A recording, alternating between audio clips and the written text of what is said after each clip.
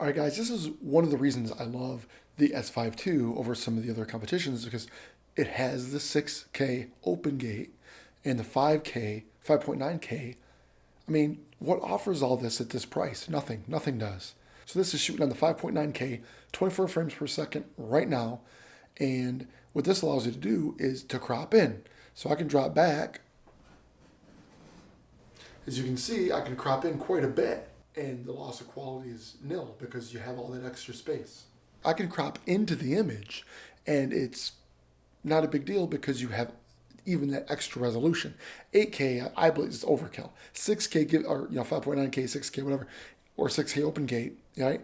It gives you that extra up and down, or also you can crop in. So you're really getting the best of both worlds. You're using the full sensor, right?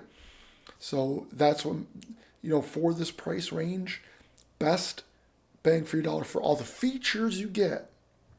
The S5 II, hands down, I believe, is the best deal.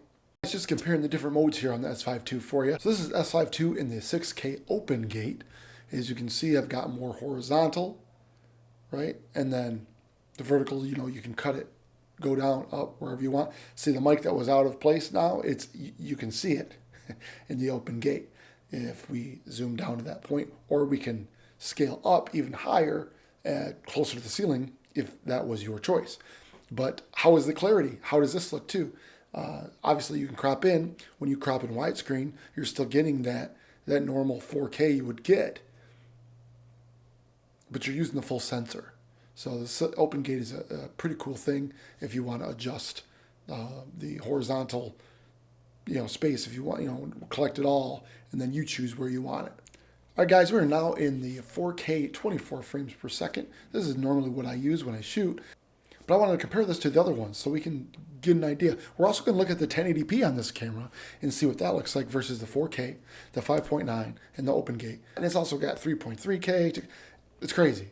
More recording options than any other camera in this price range. Guaranteed. Let's go ahead and we'll check out the 1080 too. All right, guys, this is the full HD, the 1080p on the S5 II. Now, I wouldn't use this. I mean, why buy a 6K camera, capable open gate camera, and use 1080p on it? It's not going to overheat no matter what you use it for anyway.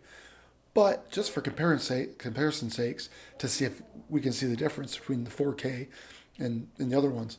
So how does 1080p look? In this camera, it's got a built-in fan. There's no reason to ever use anything less than 4K, in my opinion, but here it is, 1080p. All right, guys, back down to the 5.9K at 24 frames per second. What did you think about all the modes? Isn't it? It's like, of all the cameras I've got, all the cameras I've had, I'm just saying the S5 II is my favorite, just because it's fully featured. Another little small thing too, you can hit one of the buttons, you hold it, and you can assign it. Instead of going into the menus, going to the custom button layout, many of the buttons you can hold it, and then the menu will come up and you can just select what you want that button to do. Why don't the other camera companies do that?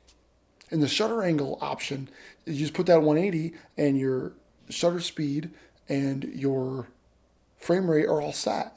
You don't have to worry about, oh wait, one is off, I changed this one, I got to change that one. No, it auto. The FX38, I don't think even got that update yet. Like, what is going on? You know what I mean? Like, Panasonic's still ahead of the game. Man, I'm telling you, for the price, you can't beat this camera. If you want a fully featured camera that you don't have to worry about overheating, dual card slots, all those things you worry about, and the other ones you don't have to worry about, and it's the same price range, a little more than the Canon R8. You can get this for the same price as the 6700, which I definitely would recommend this over that. That's my personal opinion. I'm not a fanboy either way. Just wanted to throw this test out there. Let me know your thoughts. I'm not saying any of those other cameras are bad. On their little limitations, they may not be a limitation for you at all. But hey, this is just my opinion for what I like and my comfort levels. But let me know in the comments below what your favorite camera is and what limitations you found on other cameras, how you got around them, and what camera just works best for you, or what you ascertain on getting in the future. All right, guys, have a great day. Thanks.